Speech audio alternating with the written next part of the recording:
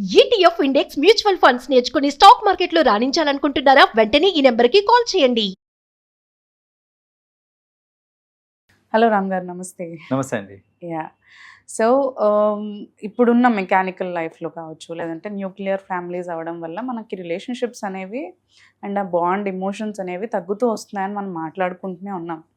అయితే ఇలాంటి టైంలో అంటే మామూలుగా అంతా బాగున్నప్పుడు రిలేషన్షిప్స్ కాపాడుకోవడం కొంచెం ఈజీయే మనకి.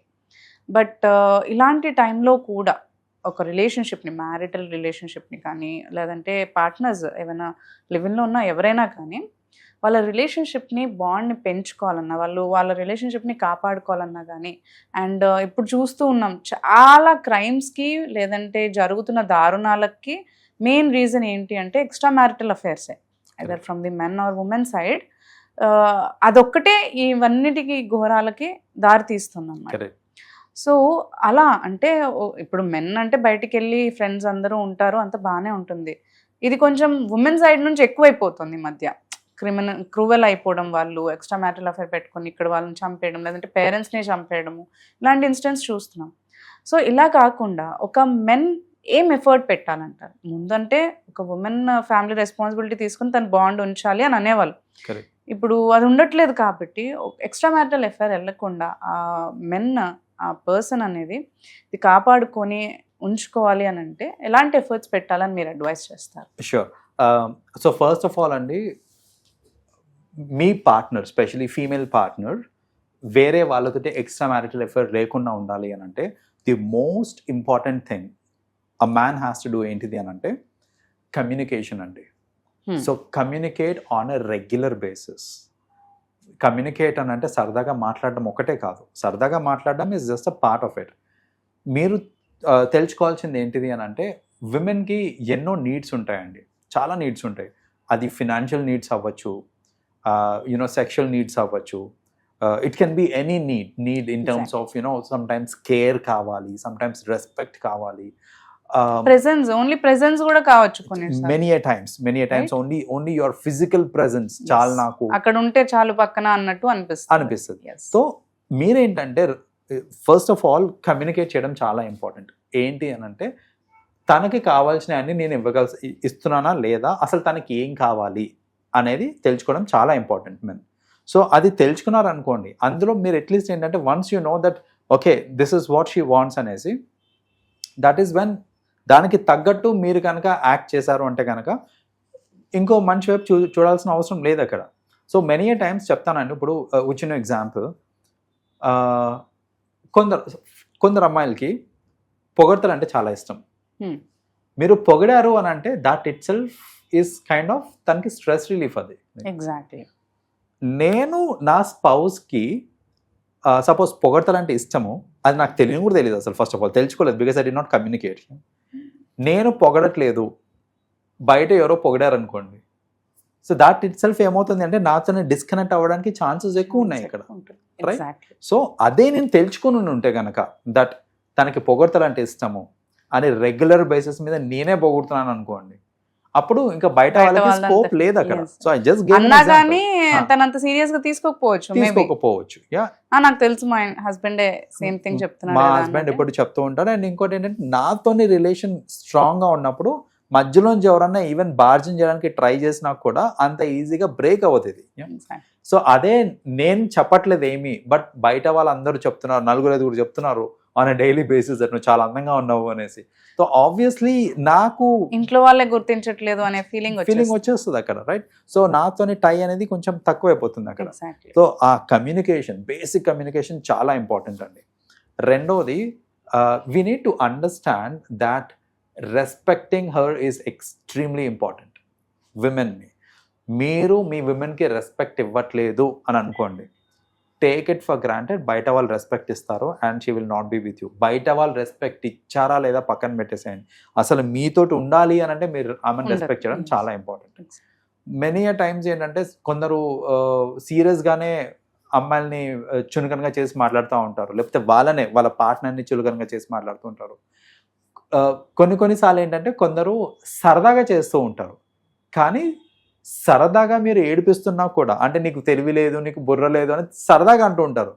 కానీ ఓవర్గా అనేసారనుకోండి, మీకు తెలియకుండానే మీరు ఓవర్గా అనేసారనుకోండి, అది ఇంపాక్ట్ పడుతుంది, రైట్?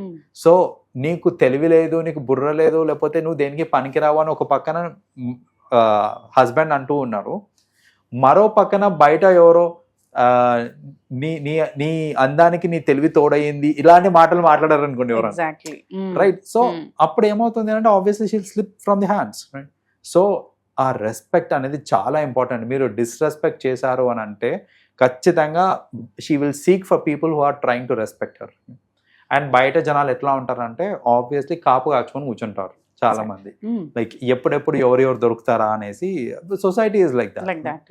సో అలాంటి కేసెస్లో అంటే ఏంటంటే బయట men are ready to grab others అనే టైంలో మన అనుకున్న వాళ్ళని మనం కాపాడుకోవడం చాలా ఇంపార్టెంట్. దానికి ఈ రెస్పెక్టింగ్ కూడా ఇట్ యాక్చువల్లీ యాడ్స్ అనమాట. So that's the other thing that you have to take care of. Third thing ఏంటంటే లైక్ ఈ ఎక్స్ట్రా మ్యారిటల్ అఫైర్స్ అవి ఉండకుండా చూడటానికి ఏంటంటే a little bit of liberty has to be given by the husband. Liberty అనేది చాలా important అండి. So ఇప్పుడు లిబర్టీ అంటే ఏంటంటే సపోజ్ తను వాళ్ళ ఫ్రెండ్స్ తోటి బయటికి వెళ్తాను, షాపింగ్కి వెళ్తానండి, ఫీమేల్ ఫ్రెండ్స్ అయి ఉండొచ్చు, షాపింగ్కి వెళ్తాను. సమ్ టైమ్స్ ఏంటంటే combination of male and female friends తోటి లంచ్కి వెళ్ళటము, లంచ్ పార్టీస్కి వాటికి వెళ్ళటం, ఇలాంటి వాటికి చాలామంది హస్బెండ్స్ ఏంటంటే రెస్ట్రిక్షన్ పెడుతూ ఉంటారు, రైట్? సో ఇప్పుడు బయటికి వెళ్తున్నాను షాపింగ్కి అంటే టీమ్ లంచ్కి వెళ్తున్నాము ఆఫీస్ తరఫున అనేసి అన్నారు అనుకోండి. ఆఫీస్ తరఫున టీమ్ లంచ్కి వెళ్తున్నాను అన్నప్పుడు అబ్బాయిలు కూడా వస్తారని ఫస్ట్ క్వశ్చనింగ్ వస్తారు అని అంటే ఏమక్కర్లేదు ఇంట్లో కూర్చో, రైట్? ఏమక్కర్లేదు ఇంట్లో కూర్చొని అంటే you're holding it tight, right? So మీరు లిబర్టీ ఇవ్వకుండా అంత టైట్గా పట్టుకున్నారనుకోండి ఖచ్చితంగా ఎస్కేప్ అవ్వడానికి దారులు ఎత్తుక్కుంటారు అలాంటి కేసెస్లో. అప్పుడు ఏమవుతుంది అని అంటే ఇలాంటి సిచ్యువేషన్స్లో అంటే ఇప్పుడు నేను టీమ్ లంచ్కి వెళ్ళడానికి లేదు, సినిమాలకు వెళ్ళడానికి లేదు, ఫ్రెండ్స్తో సరదాగా కాఫీ షాప్స్కి వెళ్ళడానికి లేదు, ఇవన్నిటికీ నాకు రెస్ట్రిక్షన్స్ ఉన్నాయి. రెస్ట్రిక్షన్స్ ఉన్నప్పుడు ఏంటంటే ఆబ్వియస్లీ పీపుల్ విల్ అంటే ఉమెన్ ఏంటంటే ఛాన్స్ కోసం వెయిట్ చేస్తూ ఉంటుంది. సపోజ్ ఎవరైనా ఉన్నారు, నేను తీసుకెళ్తా సినిమాకి, ఇంట్లో ఏదో ఒకటి చెప్పేసే పర్వాలేదు అని, ఫైన్ తీసుకెళ్ళండి. సో అప్పుడు ఏంటంటే అబద్ధాలు చెప్పి బయటికి వెళ్ళడం అనేది స్టార్ట్ అవుతూ ఉంటుంది. సో ఆ బయటికి వెళ్ళడానికి మళ్ళీ వేరే అబ్బాయిలు రెడీగా ఉంటారు. సో అలా ఏంటంటే చేజారిపోయే ఛాన్సెస్ ఉంటాయి. కాబట్టి మరీ గట్టిగా పట్టుకోవడం అనేది చాలామంది చేసే మేజర్ మిస్టేక్ అండి. అంతగా పట్టుకోవద్దు. మరీ స్కూలింగ్ అట్లంటే మరీ పోలీసింగ్ అంటూ ఉంటారు దాన్ని, రైట్? సో అంత పోలీసింగ్ చేయకూడదు. To an extent okay, but not to an extreme వేరెన్ చేయి జారిపోయి అంత ఎక్స్ట్రీమ్లో ఉండకూడదు అనమాట. సో ఇవిటిని మీరు కరెక్ట్గా చూసుకున్నారు అని అంటే కనుక obviously your wife will be with you or your girl friend will be with you. మీరు మరీ దీంట్లో ఏదైనా ఎక్స్ట్రీమ్స్ చేశారంటే కనుక ఖచ్చితంగా షీల్ స్లిప్ అవి. అంటే వీటన్నిటి నుంచి కేర్ అండ్ లవ్ వస్తుంది అంటారా? When you spend time or when you know that person or communicate నుంచి, ఎందుకంటే కేర్ అండ్ లవ్ కూడా what women seek for, right? Obviously ఇప్పుడు చూడండి, ఇప్పుడు నేను కమ్యూనికేట్ చేస్తున్నాను అని అంటే దట్ షోస్ మై కేర్. నీకేం కావాలి, నీకు ఇప్పుడు యూనో చిన్న చిన్న గిఫ్ట్లు ఇచ్చుకోవడము ఆన్ అ టైమ్లీ బేసిస్, నాకు అర్థం చేసుకొని ఏం కావాలో అర్థం చేసుకొని దానికి తగ్గట్టు గిఫ్టింగ్ చేయడము. సో ఇన్ అ వే చెప్పాలంటే కమ్యూనికేట్ చేసుకుంటున్నాను, ఆమెను అర్థం చేసుకుంటున్నాను, నేను ఆమెను రెస్పెక్ట్ చేస్తున్నాను నేను, అండ్ ఆమెకి ఇవ్వాల్సిన లిబర్టీ ఇస్తున్నాను నేను. అంటే దట్ షోస్ దట్ నేను నమ్మకం కూడా ఇస్తున్నాను. లైక్ అబ్బాయిలు అమ్మాయిలు కలిసి వెళ్తున్నారు, అందులో నువ్వు కూడా ఉన్నావు, నేను నమ్మకంతో పంపిస్తున్నాను అన్నప్పుడు ఆబ్వియస్గా ఏంటంటే వాళ్ళకు కూడా ఆ సెన్స్ ఆఫ్ రెస్పాన్సిబిలిటీ అనేది ఉంటుంది. అరే నన్ను నమ్మి పంపించాడే బయటికి, సో నేను తప్పు చేయొద్దు అనే థాట్ ఉంటుంది. పంపిస్తలేడే నేను ఎట్లా ఒకలా బయటకు పోవాలి అనే థాట్ రానికుండా చూసుకోండి.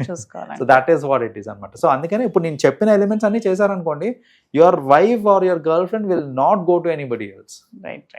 Thank you Ram garu for sharing all this information with us. Thank you. Welcome అండి.